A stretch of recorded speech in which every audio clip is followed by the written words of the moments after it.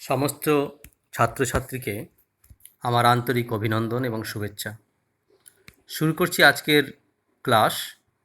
আমরা আজকে আলোচনা করব আমাদের সিলেবাসের মধ্যে অন্তর্ভুক্ত অসাধারণ একটি ছোট গল্প, বিখ্যাত লেখক রাস্কিন বন্ডের the eyes have it. West Bengal council of higher secondary এডুকেশনের সিলেবাসে অন্তর্ভুক্ত খুব সুন্দর একটি ছোট গল্প, যে ছোট গল্পটি আমাদেরকে একটি অসাধারণ জগতের মধ্যে ভ্রমণ করতে সাহায্য করে। এই গল্পটির নাম দ্য আইজ হ্যাবিট।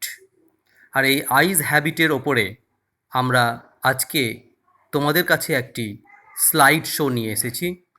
তোমরা সুন্দরভাবে এই স্লাইড শোটি এনজয় করো এবং সম্পূর্ণভাবে এই স্লাইড শোটি লক্ষ্য রাখো।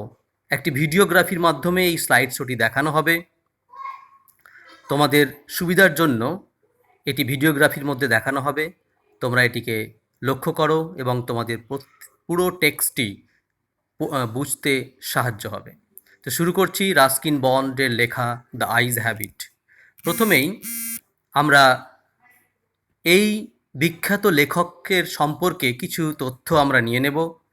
রাস্কিন বন্ড তিনি একজন ভারতীয় লেখক, কিন্তু তাকে পুরোপুরি ভারতীয় আমরা বলবো যদিও তার বাবা মা ইংরেজ, অর্থাৎ তিনি ইংরেজ পরিবারে জন্মগ্রহণ করা একজন মনে প্রাণে ভারতীয় লেখক।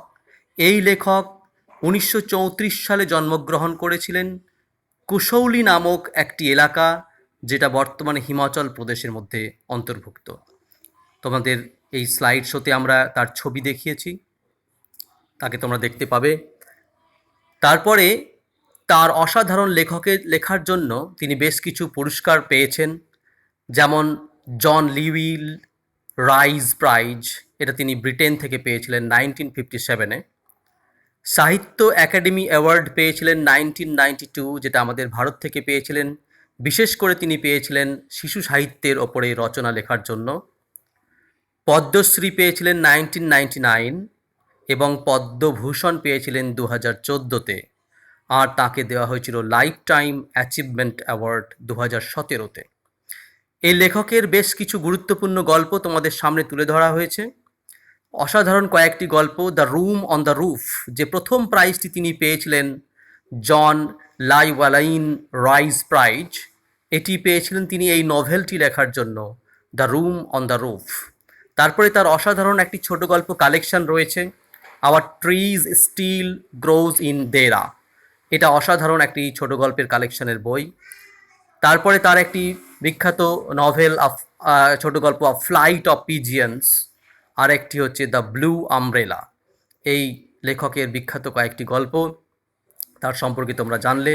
মনে রাখবে রাস্কিন বন্ড একজন অসাধারণ ভারতীয় লেখক, যিনি লেখেন ইংরেজিতে এবং তিনি বিখ্যাত হয়ে আছেন তার অসাধারণ কিছু লেখনীর দ্বারা। এরপরে আমরা চলে যাচ্ছি, এই যে আমাদের আইজ হ্যাবিট টেক্সটটি আছে, এই টেক্সটটিকে যদি তোমরা ভালো করে দেখো, তাহলে এই টেক্সটের একটি পাবলিকেশনের মুহূর্ত রয়েছে এবং এর কিছু অল্টারনেটিভ টাইটেল রয়েছে, যেগুলো আমি এই স্লাইডের মধ্যে তোমাদের জন্য তুলে ধরেছি। Publication of the text, The Ice Habit, a very popular short story by Ruskin Bond, was originally published in Contemporary Indian English Stories. এই Contemporary Indian English Stories এর এটা পাবলিশড হয়েছিল। Later, it was included in many other collections with different titles such as The Eyes Are Not Here, The Girl on the Train, etc. এই গল্পটির আরও alternative title রয়েছে, যেটা তোমাদের short কোশ্চেনের জন্য প্রয়োজন। যেমন the eyes are not here, এটা একটা তার অল্টারনেটিভ টাইটেল। আরেকটি অল্টারনেটিভ টাইটেল হচ্ছে the girl on the train. এই দুটি বা এই ধরনের আরও অনেক নামে এই গল্পটি পরবর্তীতে বিভিন্ন পাবলিকেশনে পাবলিশ হয়েছে। এরপরে আমরা চলে আসব গল্পটির একটি ছোট্ট সামারি নেব। ভীষণ শর্ট করে গল্পটিকে আমরা বুঝবো, যদিও তোমাদেরকে ডিটেল টেক্সটটি পড়তে হবে। সামারি যদি আমরা করি খুব ছোট্ট করে, তাহলে হচ্ছে এই গল্পটিকে মানে একটি অসাধারণ গল্প, সামারির মাধ্যমে গল্পটিকে বোঝা যায় না। কারণ গল্পটির প্রত্যেকটা লাইন আমাদের মনে প্রাণে বুঝতে হবে এবং এটি আমাদের মনে হৃদয়কে স্পর্শ করে যাবে। তাই গল্পটিকে তোমরা ভালোভাবে পড়বে। তোমাদের বোঝার জন্য ছোট্ট একটি সামারি করা হয়েছে। The storyteller of the story is a blind young man traveling by train in the month of October. আমরা গল্পটা পুরোপুরি পড়লে বুঝতে পারবো যেটা অক্টোবর মাসে একটি জার্নি ছিল ট্রেনের, একটা ব্লাইন্ড ইয়াং ম্যানের গল্প। তিনি এই গল্পের স্টোরি টেলার অর্থাৎ ন্যারেটর। তিনি ট্রাভেল করছিলেন। He was alone in the compartment up to Rohana. Rohana পর্যন্ত তিনি কিন্তু কম্পার্টমেন্টে একাই ছিলেন। ট্রেনটি ছিল একটি নিঃসঙ্গ train. Where a girl got in the compartment and sat on the other side of the narrator. ঠিক রোহানা স্টেশনে যখন ট্রেনটি আসে তখন একটি মেয়ে ট্রেনটিতে ওঠে। He was a very interested. He was very interested to have conversations with the girl, but he did not want to disclose his blindness.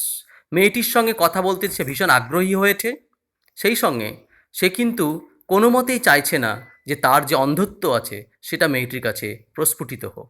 So very diplomatically and carefully he started conversation. গল্পটি পড়লে তোমরা দেখবে খুব অসাধারণ একটি conversation বা কথোপকথন রয়েছে দুজনের মধ্যে। খুব সুন্দরভাবে ডিপ্লোম্যাটিক্যালি এবং কেয়ারফুলি আমাদের ন্যারেটর এখানে একটি কনভারসেশন স্টার্ট করেন। There were liking, fall in love, infatuation. এর মাধ্যমে আমরা বুঝতে পারি যে এখানে একটা পছন্দ রয়েছে, একটা একটা প্রেমালাপ রয়েছে, একটা আসক্তি রয়েছে, একটা পছন্দ রয়েছে, একটা বিউটি রয়েছে, যেটি ন্যারেটর তার মেয়েটির প্রতি দেখিয়েছে। The narrator imagined the beauty of the girl. Narrator যেহেতু ব্লাইন্ড, সুতরাং তার সৌন্দর্যতা সে কল্পনার চোখে দেখতে শুরু করে। At Saharanpur the girl got down. Saharanpur স্টেশনে মেয়েটি নেমে পড়ল। From the train and the narrator was upset. মেয়েটি যখন নেমে পড়ল, ন্যারেটর কিন্তু একটু দুঃখিত হলো। আর নিউ কম্প্যানিয়ন গট ইন। এবার তারপরে আবার সেই স্টেশনে একটি নতুন বন্ধু ট্রেনের কম্পার্টমেন্টে উঠল। He asked the new man about the hair of the girl. Writer অর্থাৎ ন্যারেটর সেই নিউ কম্প্যানিয়নকে জিজ্ঞাসা করলো মেয়েটির চুলটি কেমন ছিল। The man told him that he had not seen the hair but the girl was totally blind. Narrator চমকানোর মতন উত্তর দিল যে সে মেয়েটিকে তো দেখেনি, কিন্তু মেয়েটি ছিল পুরোপুরি অন্ধ। ঠিক এই জায়গাটিতে আমাদের গল্পটি শেষ হয়। এটা ছিল ছোট্ট একটি সামারি। এই সামারির মাধ্যমে আমরা অনেক কিছু বুঝবো। এবার আমরা যে মেন ফিচার্স পাচ্ছি এই সামারির মাধ্যমে বা পুরো টেক্সটের মাধ্যমে, সেটা কি?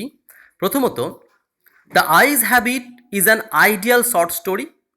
ছোট গল্পের দিক দিয়ে এটা একটা আদর্শ ছোট গল্প। It is short in length, কারণ গল্পটি ভীষণ ছোট্ট। And can be easily finished in one go, মানে একবার কেউ মুহূর্তে বই খুললেই, জাস্ট যদি কেউ আধ ঘন্টা সময় দেয় তাহলেই বইটি কিন্তু গল্পটি শেষ হয়ে যাবে। এতটাই ছোট, কিন্তু ছোট হলেও এটা অসাধারণ একটি হৃদয়ঙ্গমের গল্প। It has a limited number of characters. ছোট গল্পের আরেকটি অন্যতম বৈশিষ্ট্য যে এখানকার ক্যারেক্টার খুব বেশি নেই, মাত্র দুজন মেন ক্যারেক্টার আর একজন নিউ কম্প্যানিয়ন লাস্টে আসছে, অর্থাৎ তিনজন character: the narrator, the girl, and the new passenger. It illustrates Bond's art of storytelling, which is simple in approach but universal in appeal. এই গল্পটিতে রাস্কিন বন্ডের যে স্টোরি টেলিং মেথড, সেটা খুব সুন্দরভাবে আমরা ফুটে উঠেছে। খুব সহজ কিন্তু অসাধারণ একটি ইউনিভার্সাল অ্যাপিল রয়েছে, অর্থাৎ গল্পটি যে কোনো স্থান থেকে যে কোনো সময়ের জন্য প্রযোজ্য। It tells a simple tale in a lucid style. খুব সুন্দর স্টাইলে এটা একটা সুন্দর গল্প, ছোট্ট গল্পকে তুলে ধরা হয়েছে। With a deep insight into the psychology of men. গল্পটির মধ্যে কিন্তু রয়েছে পুরুষ মানুষের মনস্তত্ত্বের ভেতরে প্রবেশ করা একটি গল্প। অর্থাৎ এখানে একটি ইয়াং ম্যানের যে মনস্তত্ত্ব, বিশেষ করে একটি ব্লাইন্ড ইয়াং ম্যানের যে মনস্তত্ত্ব, সেটিকেও খুব সুন্দরভাবে ফুটিয়ে তোলা হয়েছে। It ends with a striking discovery and its plots is well neat. শেষে গল্পটি অসাধারণভাবে ফিনিশ হয়েছে, যার ফলে আমরা একটা ডিসকভারি পেয়েছি। And its plot is well knit. প্লটটি খুব সুন্দর। Bond makes the story of vivid one by using the first person narrative technique. পুরো গল্পতে ফার্স্ট পার্সন ন্যারেটিভ টেকনিক ব্যবহার করা হয়েছে। The setting of the story is very simple and interesting. Everything happens in the train compartment, and the time chosen is October when Mussoorie looks beautiful. সেটিংটা তোমরা সবাই জানো, এটা একটা ট্রেনের ভেতরের গল্প। অতএব গল্পটি শুরু হয়েছে ট্রেনের ভেতরে, গল্পটি শেষ হয়েছে ট্রেনের ভেতরে। অর্থাৎ ছোট্ট একটি 1-2 ঘন্টার যে জার্নি রয়েছে তার মধ্যেই গল্পটি কিন্তু শেষ হয়েছে, এবং সময়টা বাঁচা হয়েছে অক্টোবর মাসকে, যেখানে মুসৌরির বিউটি অসাধারণ, যেটি গল্পের মধ্যে রয়েছে, তোমরা পড়ে নেবে। It is full of ironical turns and twist. এই গল্পটির অন্যতম একটি গুরুত্বপূর্ণ ফিচার হচ্ছে এই গল্পের মধ্যে একটা আইরনিক্যাল টার্নস রয়েছে। There is a real humour in the narrator's attempt to conceal his blindness. গল্পটি একটা অসাধারণ হিউমারাস হয়ে উঠেছে। ন্যারেটার যখন সে নিজের ব্লাইন্ডনেসটাকে লুকাতে চাইছে, but this humour takes an ironical turn when the discover that the girl is also blind. কিন্তু এটা আইরনিক্যাল হয়ে যাচ্ছে, কারণ ন্যারেটার ভাবছে মেয়েটি চোখওয়ালা আর আমি ব্লাইন্ড, তাই আমার ব্লাইন্ডনেসটাকে তার কাছ থেকে আমি লুকাবো। কিন্তু লাস্টে কি দেখা যাচ্ছে যে মেয়েটিও ব্লাইন্ড, ছেলেটিও ব্লাইন্ড, এবং মেয়েটিকে লুকাতে গিয়ে সে নিজেই ডিসিভ হয়ে গেছে, প্রতারিত হয়ে গেছে, যে মেয়েটি তার কাছ থেকে লুকিয়ে চলে গেছে যে সে একজন ব্লাইন্ড। এরপরে আরও পাচ্ছি আমরা, it shows Ruskin bond sympathy for the blind and for their troubles and loneliness. এটা একটা ব্লাইন্ডনেসের প্রতি রাস্কিন বন্ডে যে একটা সিম্প্যাথি রয়েছে সেটা পেয়েছি আমরা। Through the personal experience of the blind narrator bond focuses on universal human experiences. শুধু ব্লাইন্ড ন্যারেটারের মাধ্যমে বন্ড এখানে একটা বিশ্বের সমস্ত মানুষের যে এক্সপিরিয়েন্স রয়েছে সেটাকে তিনি ব্লাইন্ডনেসের মাধ্যমে দেখিয়েছেন, এবং কিছুটা হলেও তিনি চোখওয়ালা লোকেদেরকে একটু মানে একটু ক্রিটিসাইজ করেছেন। It shows Bond's master in the art of characterisation like the great French master Maupassant. তোমরা জানো মপাসা একজন বিখ্যাত লেখক ফ্রেঞ্চের, এবং তার আর্ট অফ ক্যারেক্টারাইজেশন অসাধারণ। কিন্তু আমরা যদি এই গল্পটি পড়ি দ্য আইজ হ্যাবিট, তাহলে আমরা কোথাও যেন মপাসাকে খুঁজে পাই তার আর্ট অফ ক্যারেক্টারাইজেশনের মাধ্যমে, যেখানে বন্ড দেখিয়েছে তার credit. Bond also chooses common people to create interesting situation. বন্ডের এটা একটা অন্যতম ফিচার্স যে তিনি সাধারণ মানুষকে তুলে ধরতে চান তার গল্পের মাধ্যমে, এবং সেটাকে খুব সুন্দরভাবে একটা ইন্টারেস্টিং ফিচার্স তৈরি করেন। এরপরে আমরা পাচ্ছি ক্যারেক্টার অফ দ্য ন্যারেটর। আমরা খুব শর্ট করে ন্যারেটরের ক্যারেক্টারটাকে দেখানো হয়েছে, যেখানে শুধু ক্লুজ দেওয়া হয়েছে। এগুলোকে তোমাকে ইলাবোরেট করে নিতে হবে। গল্পের প্রত্যেকটা অংশ থেকে ক্লুজগুলো আমি দিয়েছি। দ্য ন্যারেটর ওয়াজ ব্লাইন্ড, এটা একটা ক্লুজ। হি ইজ রোম্যান্টিক, তার অনেকগুলো বিষয় আমরা পাবো, সে কতটা রোম্যান্টিক, সেখানে মুসৌরির বিউটি সম্পর্কে যে তার রোম্যান্টিকতা সেটা সে এক্সপোজ করেছে। গার্লের বিউটি, গার্লের ভয়েসের বিউটি সম্পর্কে, গার্লের যে পারফিউম রয়েছে, তার ট্যান্টালাইজিং যে অ্যাপ্রোচ রয়েছে, সেখানে তার রোম্যান্টিক বিউটিটা সে তুলে ধরেছে। সেখানে এই সমস্ত কারণে সে রোম্যান্টিক হয়ে উঠছে। হি ইজ ডিপ্লোম্যাটিক, এখানে গুরুত্বপূর্ণ একটা ইনফরমেশন যে ন্যারেটর কিন্তু ডিপ্লোম্যাট, কারণ সে যেভাবে মেয়েটির সঙ্গে কনভারসেশন শুরু করেছে তাতে কিন্তু সে বারবার চেষ্টা করেছে তার ব্লাইন্ডনেসটাকে লুকানোর, এবং তার জন্য সে অসাধারণ ডিপ্লোম্যাটিক কথা, যেমন ইন্টারেস্টিং ফেসের বিষয়টা এখানে চলে আসবে ডিপ্লোম্যাসির ভেতরে, এবং সেই interesting face can also be pretty, এই যে তার রিমার্ক, এখানেও তার ডিপ্লোম্যাসি প্রস্ফুটিত হয়ে উঠেছে। His insight is pictorial and realistic, তার যে অন্তর্দৃষ্টি রয়েছে সেটা খুব গ্রাফিক অন্তর্দৃষ্টি, অর্থাৎ তিনি সব কিছু চোখে যেন দেখতে পাচ্ছেন যদিও তিনি অন্ধ, এবং অসাধারণ একটা রিয়ালিস্টিক অ্যাপ্রোচ রয়েছে, তার বাস্তবিক ক্ষমতা রয়েছে, সেটা আমরা দেখতে পেয়েছি। হিজ সেন্সুয়াস ইন দ্য সেন্স, তার অনুভূতিপ্রবণ মানুষ, তিনি প্রত্যেকটা জিনিস তার অনুভূতিতে প্রবেশ করছে, সেটা আমরা দেখতে পেয়েছি। Outwardly he is very serious, but inwardly he is passionate, humorous and enthusiast. মেয়েটির বক্তব্যে এটা ফুটে উঠেছে, মেয়েটি তাকে বলেছে আপনি এত সিরিয়াস কেন? তখন সে কিন্তু বুঝতে পারা যায় যে লেখক কিন্তু তার বাইরের দিকটা খুব সিরিয়াস বলে মনে হচ্ছে, কিন্তু ভেতরের দিকে সে ভীষণ সফট, ভীষণ আবেগপ্রবণ, ভীষণ হিউমারাস, সেন্স অফ হিউমার রয়েছে, এবং খুব এনথুসিয়াস্টিক, খুব এনার্জি রয়েছে, তার আগ্রহ উৎপাদক আছে তার মধ্যে। Like travelling and visiting beautiful places, এখানে আমরা দেখতে পাচ্ছি যে সে ট্রাভেল করছে, সে মুসৌরি ভিজিট করতে যাচ্ছে, এগুলোর মাধ্যমে তার ট্রাভেলিংয়ের প্রতি যে তার আসক্তি সেটা ফুটে উঠেছে। Is knowledgeable and has sense of humour, তার নলেজটা কীভাবে আমরা পাচ্ছি, কারণ যখন তাকে বলা হয় যে আউটসাইডের যে ভিউটা কেমন, মেয়েটি যখন তাকে জিজ্ঞেস করে তখন তার প্রিভিয়াস নলেজ থেকে সে কিন্তু ব্যক্ত করে দেয়। যখন সে চোখওয়ালা ছিল তখনকার যে নলেজ, সেখান থেকে সে কিন্তু ব্যক্ত করে দেয়, অর্থাৎ তার মধ্যে নলেজ রয়েছে, সে পড়াশোনা করে, ইনফরমেশন রাখে, সেটা আমরা এখানে দেখতে পেয়েছি। এরপরে আমরা ক্যারেক্টার অফ দ্য গার্ল, এটাও খুব interesting character. The girl is blind, মেয়েটিও blind. She is young and beautiful, তার সৌন্দর্যের দিক দিয়ে তো কোনো সন্দেহ নেই, সে ইয়াং এবং beautiful. She has a very beautiful mind and good personality, তার মনটাও কিন্তু খুব সুন্দর, সে কোথাও কোনো রকম কোনো খারাপ মনের প্রকাশ করেনি এবং গুড পার্সোনালিটি অর্থাৎ তার যে একটা ব্যক্তিত্ব রয়েছে সেটা কিন্তু অসাধারণ। সে নিজের মান সম্মান আত্মসম্মান বোধকে সে বজায় রেখেই কিন্তু সে তার কনভারসেশন চালিয়ে গেছে। C has a very beautiful voice. তার কণ্ঠস্বরটা খুব সুন্দর, সেটা ন্যারেটারের মাধ্যমে আমরা জানতে পারছি। She did not belong to rich family as she was wearing slippers. সে যে খুব বড়লোক ফ্যামিলির মহিলা নয় সেটা বুঝতে পারছি। সে স্লিপার পরে আছে, সে সাধারণ কম্পার্টমেন্টে জার্নি করছে, সে একাই জার্নি করছে, ইত্যাদি ইনফরমেশান বুঝতে পারছি যে সে খুব বড়লোক ফ্যামিলির নয়, একটি সাধারণ পরিবারের সাধারণ পরিবারের একটি সুন্দর মানসম্মান বোধযুক্ত একটি মহিলা।